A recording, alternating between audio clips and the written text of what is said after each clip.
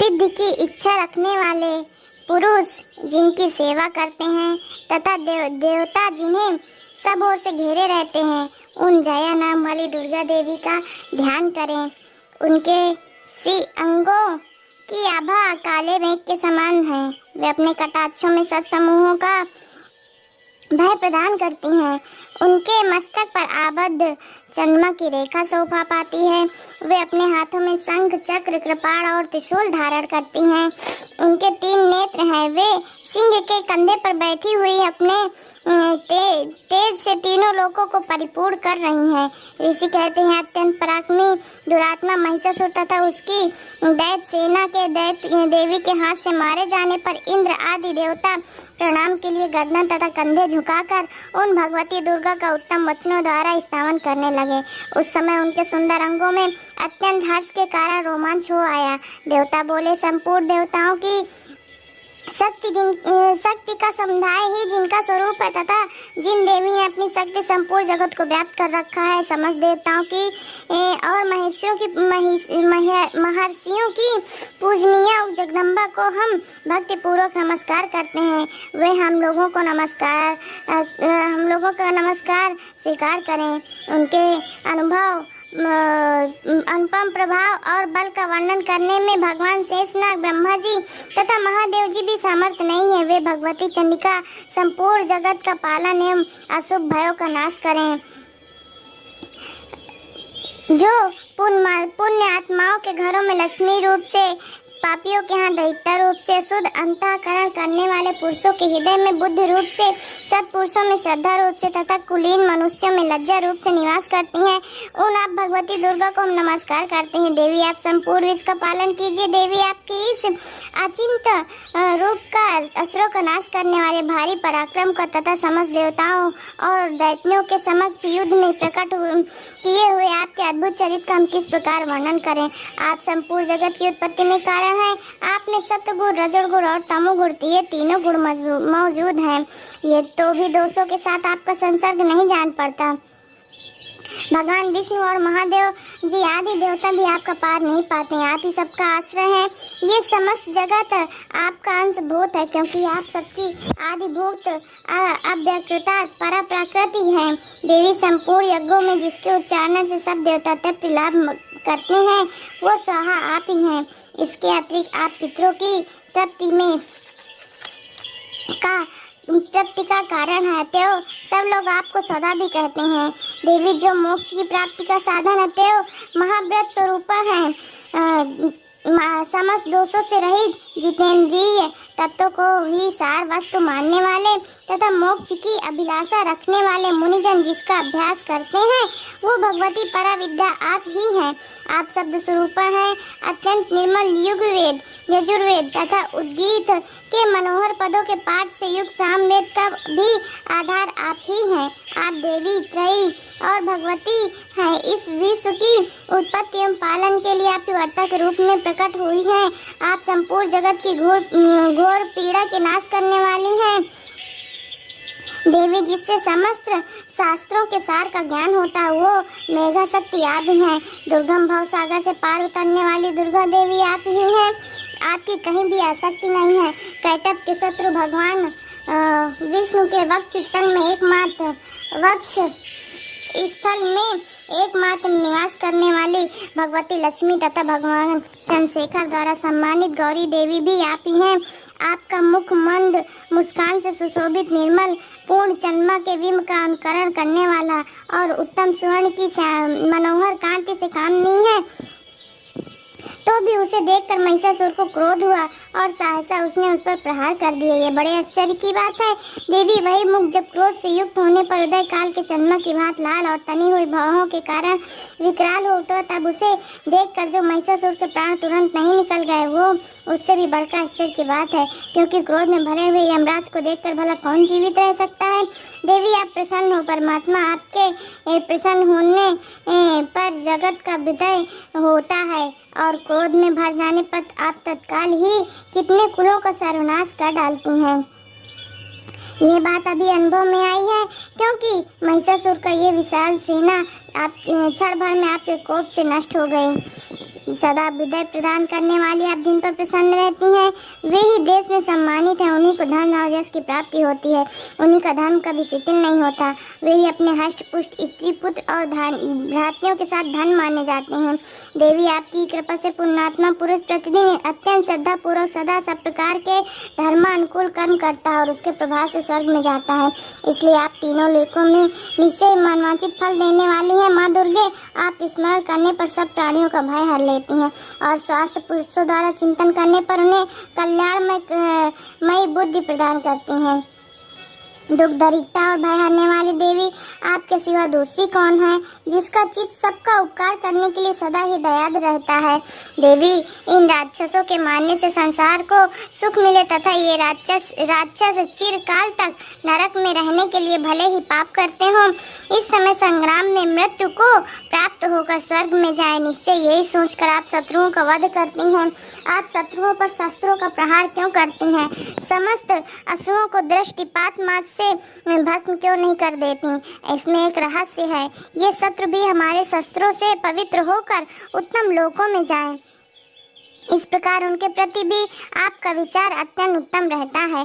खड़ग के तेज पुंज की भयंकर दीप्ति से तथा आपके त्रिशूल के अग्रभाग की घनीभूत प्राभा से चौंधिया कर जो असुरों की आंखें फूट नहीं गए, उनमें कारण यही है कि वो मनोहर रश्मियों से युक्त चंद्रमा के समान आनंद प्रदान करने वाले आपके सुंदर मुख का दर्शन करते हैं। देवी, आपका शील दुराचारियों के बर्ताव को दूर करने वाला है। साथ ही ये रूप ऐसा है जो कभी चिंतन में भी नहीं आ सकता और जिसकी कभी दूसरों से तुलना भी नहीं हो सकती तथा आपका बल और पराक्रम तो उन दैत्यों का नाश करने वाला है जो कभी देवताओं के पराक्रम को भी नष्ट कर चुके थे। इस प्रकार आपने शत्रुओं पर भी अपनी दया ही प्रकट की है। वरदायिनी देवी, आपके इस पराक्रम की किसके साथ तुलना हो सकती है तथा शत्रुओं को भय देने वाला एवं अत्यंत मनोहर ऐसा रूप आपके सिवा कहाँ है? हृदय में कृपा और युद्ध में निष्ठुरता, ये दोनों केवल आप में ही देखी जा सकती है। माता, आपने शत्रुओं का नाश करके इस समस्त त्रिलोकी की रक्षा की है। उन शत्रुओं को भी युद्ध भूमि से मारकर स्वर्गलोक में पहुंचाया है तथा उन्मत्त दैत्यों से प्राप्त होने वाले हम लोगों के भय को भी दूर कर दिया है। आपको हमारा नमस्कार है। देवी, आप सूल से हमारी रक्षा करें। अंबिके, आप खड़ग से हमारी रक्षा करें तथा घंटे की ध्वनि और धनुष की टंकार से भी हम लोगों की रक्षा करें।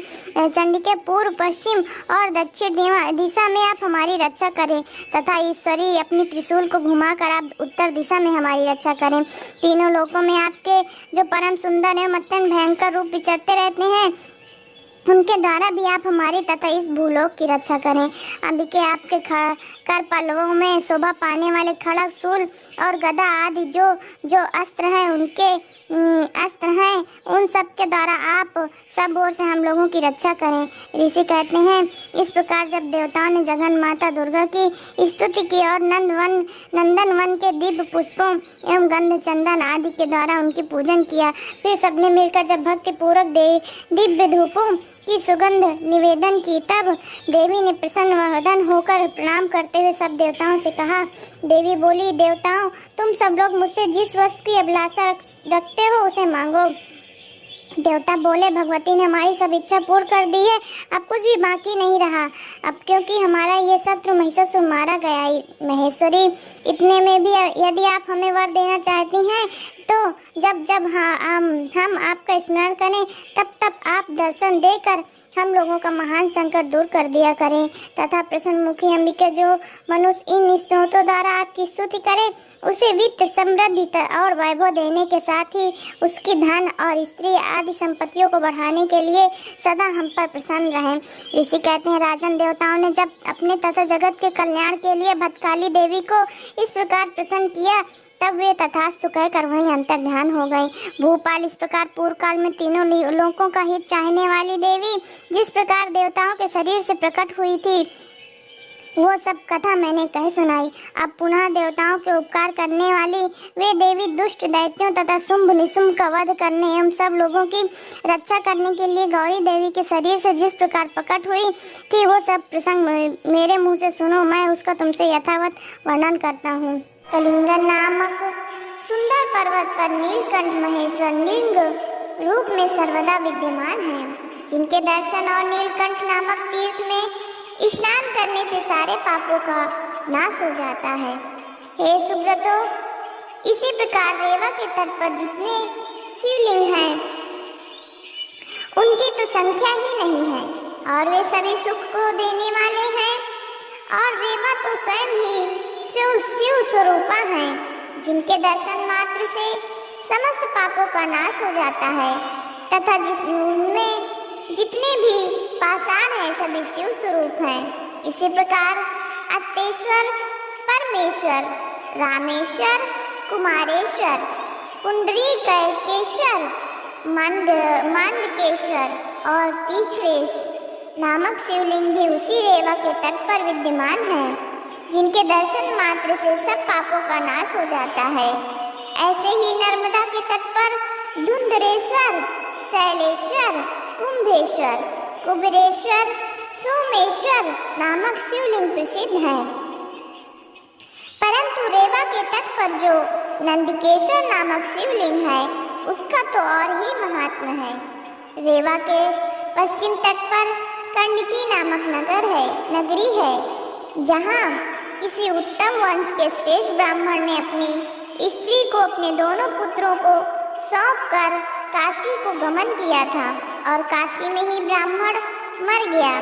तब जब उनके दोनों पुत्रों ने यह वृतांत सुना तो उनका पिता का यथोचित सब कर्म किया और स्त्री ने कुछ धन को अपने अंतिम कर्म के लिए छोड़ सारा धन दोनों पुत्रों में बांट दिया।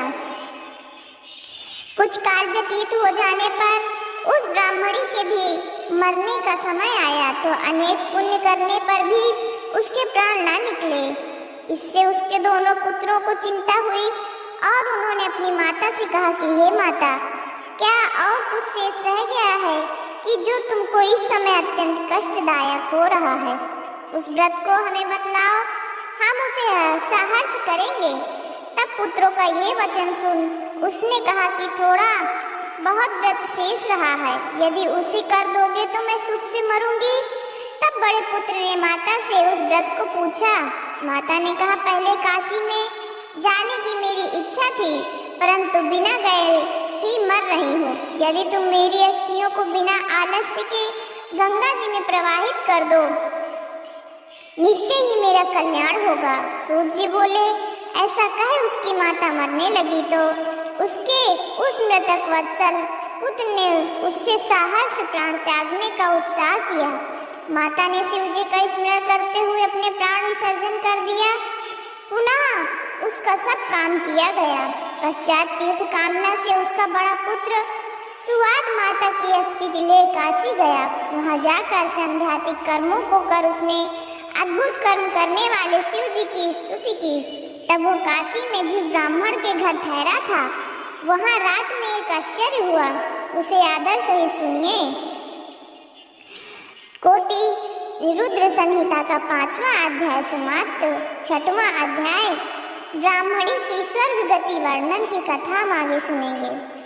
सूत जी बोले, ब्राह्मण के आंगन में एक सुंदर गाय बंधी थी और उसका बछड़ा भी था, परंतु सायंकाल के समय से ही दुही न जा सकी थी क्योंकि ब्राह्मण घर में नहीं था। जब रात में वो घर आया तो गाय को दुही न देख खेदित हुआ। उसने शीघ्र ही अपनी स्त्री को बुलाया और बछड़ा छोड़ गाय को ढूंढने चला। जब बछड़े ने गौ को पीना दिया तो ब्राह्मण उसे खोटे से बांधकर गाय के थन से दूध निकालने चला। बछड़े ने उछल कूद कर उसका पैर कुचल दिया, जिससे वो ब्राह्मण बड़ा पीड़ित हुआ। उसने क्रोध से उस बछड़े को बहुत मारा, जिससे कुछ काल में बछड़ा शांत हुआ और ब्राह्मण ने गाय दूध ली, परंतु क्रोध से उसने बछड़े को नहीं छोड़ा।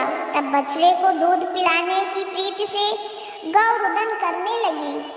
उस समय अपनी माता के डकारते देख बछड़े ने कहा कि हे माता, तुम क्यों रोती हो? तुमको कौन दुख आ पहुंचा है? ये सुन गाय ने बछड़ी से कहा, हे पुत्र, मैं कुछ कह नहीं सकती। उस दुष्ट ने जो तुझे ताड़ना दिया, इसी कारण मैं दुखी हूँ। अपनी माता का वचन सुन बछड़े ने उसे समझाया और प्रारब्ध के ऊपर संतोष कर अपनी माता से बोला, क्या करें, कहाँ जाएं? हम कर्मों से बंधे हैं, जैसा पहले कर चुके हैं वैसा अब भोगते हैं। हंस कर कर्म किया जाता है और रोकर उसे भोगा जाता है। कोई सुख दुख का देने वाला नहीं है। अपने किए हुए कर्मों का फल दूसरा ही देता है। अपने कर्मों से ही सुख और दुख होता है। कारण कर्म ही पूजनीय है। सब कुछ कर्मों में ही स्थित है। इसी से मेरी तू माता और मैं तेरा पुत्र हूँ। ये जितने जीवादि हैं ये सब कर्म के से बंधे हैं। इस कारण तू चिंता ना कर। तब गाय अपने पुत्र की इस प्रकार ज्ञान पूर्वक बातों को सुनकर पुत्र शोक से व्याकुल और दीन हुई। यह वाक्य बोली कि हे वत्स, मुझे सब ज्ञात है। सब जीव कर्म के अधीन है। तब भी माया में फंसी हुई मैं दुख को प्राप्त हो रही हूँ और रुदन करने पर भी मेरे दुख नहीं छूटते। तब माता के ऐसे वचन को सुनकर बछड़ा बोला, यदि तू ऐसा जानती है तो फिर क्यों रोती है? कर्म को बिना भोगे कोई उपाय नहीं होता, अतएव दुख का त्याग करो। पुत्र के इस कथन को सुन माता गाय ने अत्यंत दुखित हो एक दीर्घ निश्वास ली और बछड़े से कहा कि मेरा दुख तो तब जाएगा जब वैसे ही दुख ब्राह्मण को हो। हे पुत्र, प्रातः काल मैं उसे अपने सींग से ऐसा मारूंगी कि जिससे शीघ्र ही विदीर्ण हो वो तत्काल ही अपने प्राण त्याग देगा, जिसमें कोई संदेह नहीं। बछड़े ने कहा, नहीं, ये कदापि नहीं होना चाहिए, क्योंकि एक तो पहले ही ना जाने ऐसा कौन सा दुष्कर्म किया जिसके फल अब हम भोग रहे हैं। फिर अब ब्रह्म हत्या का फल पाओगी। जब पुण्य और पाप समान होता है तो इस संसार में जन्म होता है, और जब इन पाप पुण्य दोनों के भोग नष्ट हो जाते हैं तो मुक्ति प्राप्त होती है। कभी कर्मों का नाश और कभी भोग का नाश होता है। इसी कारण तू ऐसा कर्म ना कर। कहाँ मैं तेरा पुत्र और कहाँ तू मेरी माता? तब माता तथा पुत्रत्व में इतनी व्यर्थ का अभिमान क्यों? ना कोई किसी की माता, ना कोई किसी का पुत्र। कौन माता है, कौन पिता है, कौन स्वामी, कौन स्त्री? कोई भी किसी का नहीं है। सब अपने किए हुए कर्मों का फल भोग रहे हैं। गौ ने कहा, यह जानते हुए भी माया मुझे नहीं छोड़ रही। तेरे इस दुख के बदले मैं उसे घोर दुख दूंगी। फिर उस ब्रह्म हत्या के लिए मैं उस स्थान को जाऊंगी जिसे मैंने देखा है। ब्रह्म हत्या से मुक्त हो जाऊंगी। तब माता के ऐसे वचन को सुनकर बछड़ा मौन हो गया और कुछ नहीं कहा। हे मुनीश्वरों, उन दोनों माता पुत्र की वार्ता सुनकर उस यात्री ब्राह्मण को बड़ा आश्चर्य हुआ और वो सोचने लगा कि अब इस अद्भुत समाचार को प्रातः काल देखकर ही जाऊंगा तथा ब्रह्म हत्या विनाशक स्थान को भी देखूंगा। ये ब्राह्मण भी तो बड़ा ही मात्र भक्त था। प्रातः होने पर उस ग्रह के स्वामी उठा और ब्राह्मण को जगाने लगा और बोला कि अब तुम क्यों सो रहे हो? पूर्ण प्रातः काल हो गया, अब अपनी यात्रा करो और जहाँ तुम्हारी इच्छा जाने की हो उस देश को जाओ। पथिक ने कहा, मेरे और मेरे सेवक के शरीर में कुछ पीड़ा है, इससे यहाँ थोड़ा समय ठहर कर जाऊंगा। ब्राह्मण कुछ न बोला और स्वयं कहीं जाने की विचार से अपने पुत्र को बुला उसे गाय दूहने को कहकर चला गया। पुत्र ने उठकर गाय दूहने को बछड़ा खोला। उसकी माता भी स्वयं गाय दूहने आई। तब उसके पुत्र ने बछड़े को खोलकर जी हुई गाय के आगे ले जाकर बांधते हुए गाय ने अपने सींगों से उस पर ऐसी संघातिक चोट की कि पृथ्वी पर गिरकर तत्काल ही मर गया। ये देख उसकी माता चिल्लाकर पुत्र शोक से घोर विलाप करने लगी। लोगों ने दौड़कर ब्राह्मण को बुलाया। इतने में ब्राह्मणी ने क्रुद्ध हो गाय को खूंटे से खोल दिया और कहा कि इस गाय को लेकर क्या करेंगे? ये श्वेत गौ खूंटे से छूट जा कर जो बाहर चली तो लोगों ने देखा कि उसका शरीर काला हो गया। उस पर ब्रह्म हत्या का पाप चढ़ बैठा। फिर तो वो पूछ उठाए अपने निर्दिष्ट स्थान को चली। वो यात्री ब्राह्मण भी अपने सेवक सहित उसके पीछे चला।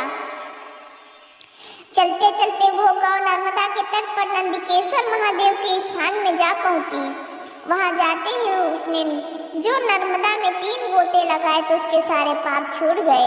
नंदिकेश्वर की कृपा और नर्मदा के महात्म से ब्रह्म हत्या से दूर भाग गई। ब्रह्म हत्या से निवृत्त हो वो फिर श्वेत शरीर धारण कर अपने स्वामी ब्राह्मण के घर चली। उधर यात्री ब्राह्मण के समक्ष एक सुंदर स्त्री आ खड़ी हुई। उसने कहा, क्या देखते हो? तुम भी नर्मदा में स्नान कर अपनी माता के कष्टों को दूर करो। आज वैशाख शुक्ल सप्तमी है। आज के दिन गंगा जी यहाँ विद्यमान रहती हैं। इनके जल में अपनी माता की अस्थियां बहाकर उन्हें मुक्त कर दो। ऐसा कहकर स्त्री अंतर्धान हो गई। वो गंगा जी थी। ब्राह्मण ने स्नान कर अपनी माता की अस्थियां बहाई। उनकी माता दिव्य शरीर धारण कर आकाश से उसे धन्य धन्य कहने लगी। फिर आशीर्वाद दे स्वर्ग को प्राप्त हुई। शिव जी के श्रेष्ठ प्रसाद से उसे श्रेष्ठ गति प्राप्त हुई। ब्राह्मण प्रसन्न हो अपने घर आया।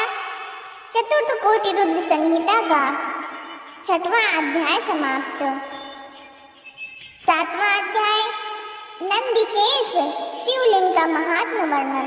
ऋषि बोले, हे सूत जी, वैशाख शुक्ल सप्तमी को नर्मदा नदी पर गंगा जी क्यों आती हैं और श्री नंदिकेश जी किस प्रकार प्रसिद्ध हुए, ये सब आप हमसे सप्रेम कहिए। सूत जी कहने लगे, एक ऋषिका नामक ब्राह्मण की कन्या थी जो विवाह होने पर विधवा हो गई। तब उसने शिव जी का व्रत धारण कर पार्थलिंग पूजना आरंभ किया और कठिन तप आरंभ किया। उसी समय मायावी नामक एक श्रेष्ठ दैत्य ने आकर उससे काम विहार की प्रार्थना की, परंतु वो तो परम शिव भक्ता थी। उसने काम दृष्टि से उसे नहीं देखा और शिव जी के ध्यान में लगी रही। ब्राह्मणी द्वारा अपमानित दैत्य ने अपना तिरस्कार समझ उसे भयानक रूप दिखा और बहुत सा दुर्वचन कहा, परंतु उससे कुछ भी भयभीत न हो।